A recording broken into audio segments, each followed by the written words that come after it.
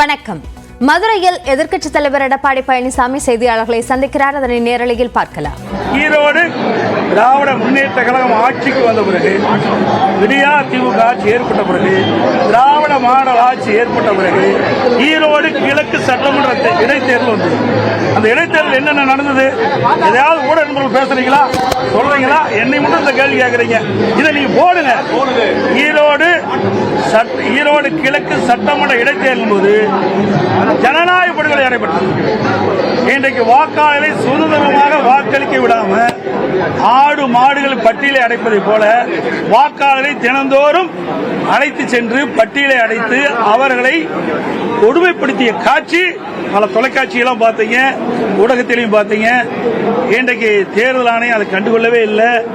மாநில அரசுக்கு துணை நிற்கின்றது, காவல்துறை துணை நிற்கின்றது, அரசு அதிகாரிகள் துணை நிற்கின்றார்கள். அதோட அமைச்சர் பெருமக்கள் அங்கே முகாமிட்டு ஆட்சி அதிகாரத்தை பயன்படுத்தி பணபலம் படைபலத்தை பயன்படுத்தி அதிகமான பரிசு பொருட்களை கொடுத்து அந்த தேர்தலை தில்லுமுள்ளு செய்து தேர்தல் நடைபெற்று முடிந்தது.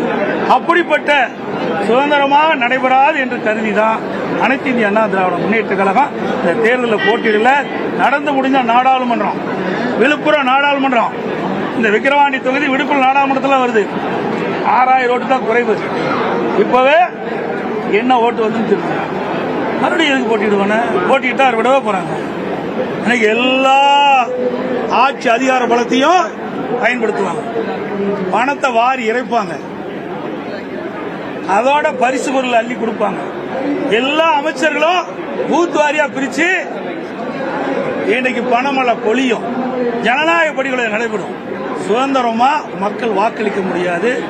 ஆகவேதான் அனைத்து இந்திய அண்ணா திராவிட முன்னேற்ற கழகம் இந்த தேர்தலிலே புறக்கணிக்கப்பட்டது. வேற ஒண்ணும் இல்ல.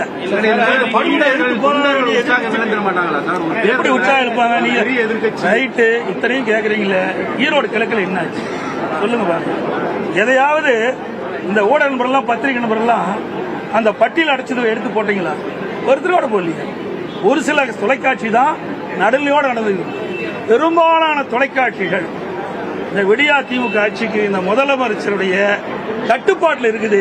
36 இடத்துல இந்த ஈரோடு கிழக்கு சட்டமன்ற இடைத்தேர்தலில் கொட்டை அமைச்சு அவருடைய கூட்டணி வேட்பாளருக்கு ஆதரவா இந்த விடியா திமுக அமைச்சர்களும் இந்த அவருடைய கட்சி சேர்ந்தவர்களும் பாடுபட்டாங்களா இல்லையா?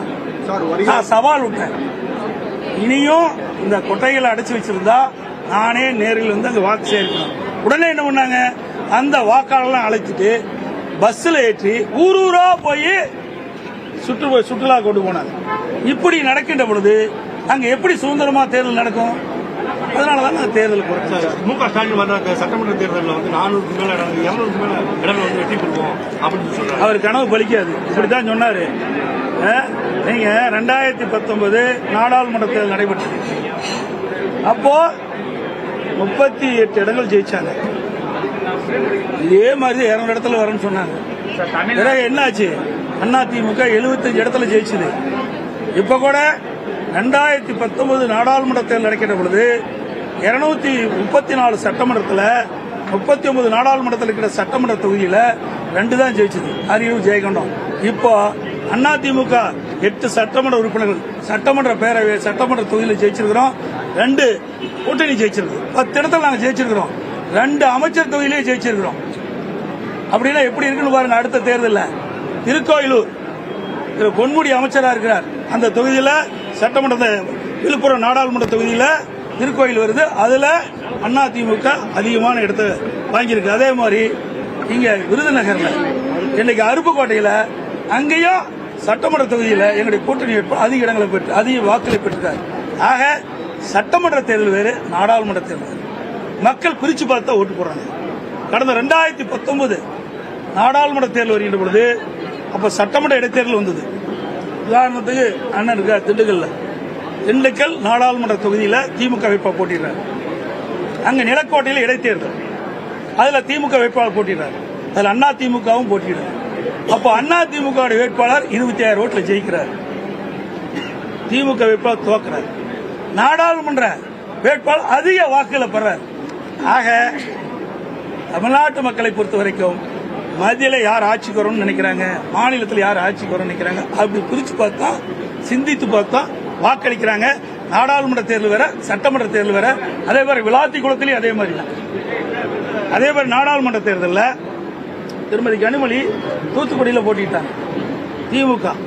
அங்க விளாத்திக்குளம் சட்டமன்ற வேட்பாளர் திமுக போட்டிட்டாங்க. அங்க திமுக வேட்பாளர் தோல்வி விட்டுறாங்க. அங்கேயே நாடாளுமன்றத்துக்கு போட்டியிட்ட திருமதி கனிமொழி அவர்கள் கூடுதலான வாக்குகளை பெற்றார். இதுதான் தமிழ்நாட்டுடைய நிலை. முதல்வர்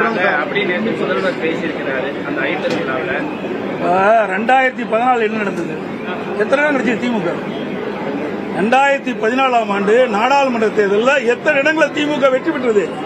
9 இடத்துல 3வது இடம் வந்தது. 2 இடத்துல டெபாசிட் போச்சு, தருமபுரியும் கன்னியாகுமரியும். ஏன் அவரெல்லாம் மீண்டும் ஆட்சிக்கு வரல, மீண்டும் ஜெயிக்கல? 91 2 எம்எல்ஏ தான் ஜெயிச்சாங்க. ஆக மாறி மாறி தான் வரும்.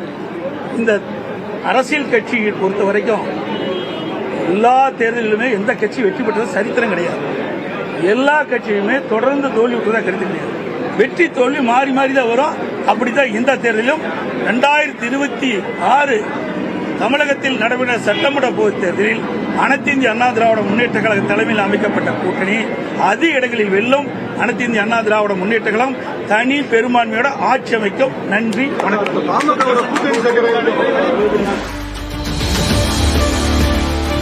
2026 சட்டமன்ற தேர்தலில் அதிமுக தலைமையில் அமைக்கப்படக்கூடிய கூட்டணிதான் ஆட்சி அமைக்கும், தனி பெரும்பான்மையுடன் அதிமுக ஆட்சி அமைக்கும் என்ற கருத்தை எடப்பாடி பழனிசாமி தெரிவித்திருக்கிறார். அதேபோன்று விக்கிரவாண்டி இடைத்தேர்தலை ஏன் புறக்கணித்தோம் என்பதற்கான காரணத்தையும் அவர் விளக்கியிருக்கிறார்.